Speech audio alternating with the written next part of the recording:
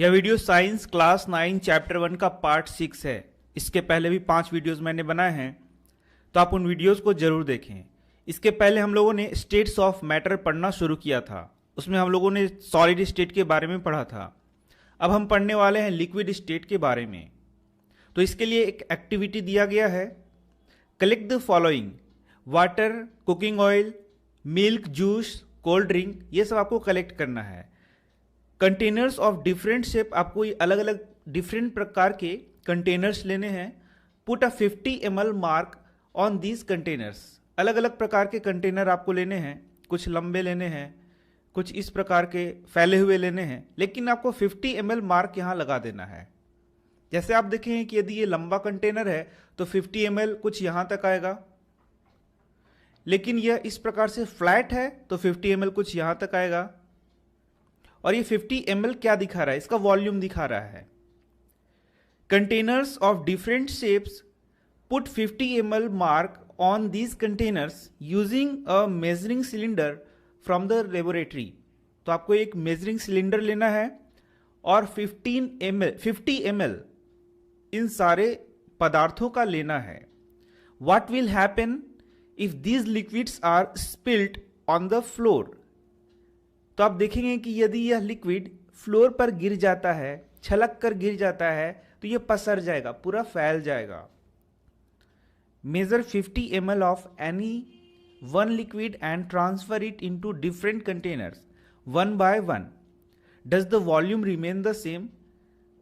तो आपको करना यह है कि एक कंटेनर से इस मटेरियल को एक कंटेनर से दूसरे कंटेनर में डालना है और आपको देखना है कि क्या इसका वॉल्यूम वही रहता है। तो आप देखेंगे कि ये जो 50 ml का आपने मार्क लगाया है, तो इसका वॉल्यूम नहीं बदलेगा। यहाँ यह 50 ml है तो यहाँ भी 50 ml ही रहेगा और यहाँ भी 50 ml ही रहेगा।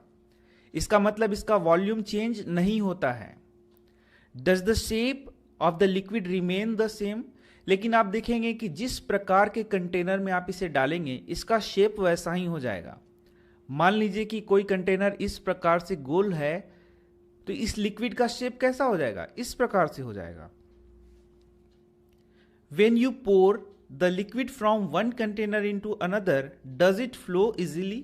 तो जब आप एक कंटेनर से दूसरे कंटेनर में लिक्विड को पोर करेंगे, डालेंगे, तो क्या ये आसानी से फ्लो होता है? हाँ, यह आसानी से फ्लो होगा। आप देख सकते हैं अपने एक्टिविटी में। तो आपने देखा इस एक्टिविटी में हम लोगों ने बहुत सारे प्रश्नों को किया। उन सारे प्रश्नों को एक बार फिर से यहां पर आंसर आप देख सकते हैं। We observe that liquids have no fixed shape but have fixed volume. तो यहां से आप देख सकते हैं लिक्विड का प्रॉपर्टी भी दिखाया गया है। जबकि एग्जाम में प्रश्न आएगा कि what are the properties of liquid, तो आप इसका आंसर यहां से कर सकते हैं। तो सबसे पहले आप देख सकते हैं liquid have no fixed shape, इसका फिक्स्ड शेप नहीं होता है, लेकिन इसका फिक्स्ड वॉल्यूम होता है। इसका वॉल्यूम क्या होता है? फिक्स। ये पहला।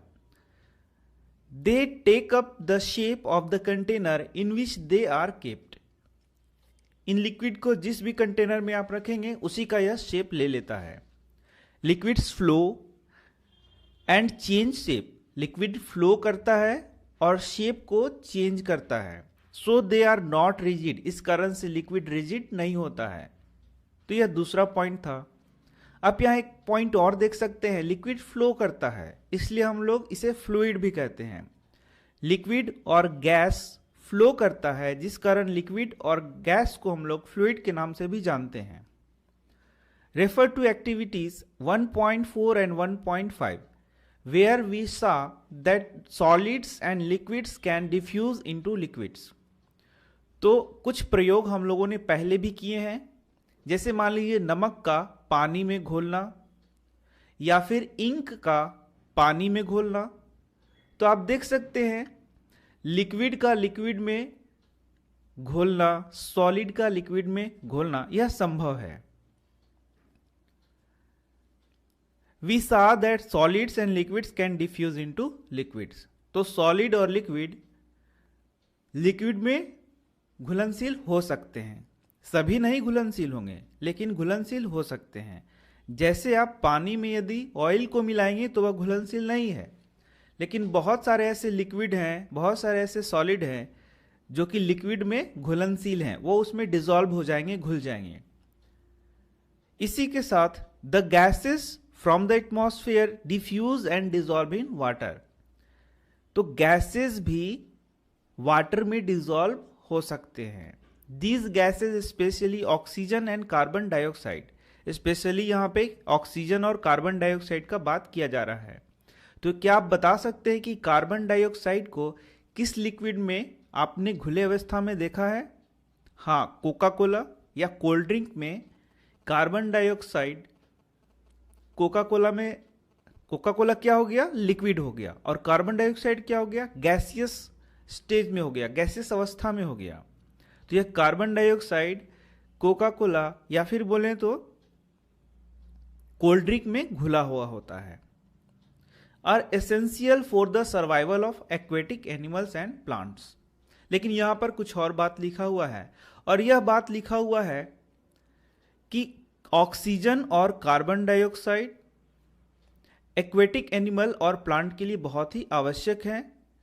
तो ये किस रूप में पाए जाते हैं? तो ये वाटर में डिसॉल्व रूप में पाए जाते हैं। वाटर में ऑक्सीजन घुला हुआ अवस्था में रहेगा, CO2 घुला हुआ अवस्था में रहेगा, जिससे कि एक्वेटिक यानी कि जलीय जो एनिमल हैं और प्लांट्स हैं वे जीवित रह सके। क्योंकि जलीय जो जंतु हैं या प्लांट्स हैं उनको भी ऑक्सीजन एवं कार्बन डाइऑक्साइड की आवश्यकता होती है। यहां से एक प्रश्न आता है कि एक्वेटिक एनिमल्स और प्लांट्स ऑक्सीजन और कार्बन डाइऑक्साइड को कहां से ग्रहण करते हैं? तो आंसर है कि ये वाटर में डिसॉल्व्ड ऑक्सीजन और कार्बन डाइऑक्साइड को ग्रहण करते हैं। All living creatures need to breathe for survival. ये तो आप जानते हैं कि जितने भी लिविंग क्रिएचर हैं वह अपने सर्वाइवल के लिए सांस लेते हैं, या फिर कहें कि उनके जीवित रहने के लिए उनको ऑक्सीजन की आवश्यकता होती है। The aquatic animal can breathe under water due to the presence of dissolved oxygen in water. तो यही प्रश्न मैंने आपको बताया था अभी कि एक्वेटिक एनिमल ऑक्सीजन को किस रूप में ग्रहण करते हैं? तो ये वाटर में डिसॉल्व्ड जो ऑक्सीजन होता है उससे ही ये ग्रहण करते हैं। Thus we may conclude that solids, liquids and gases can diffuse into liquid।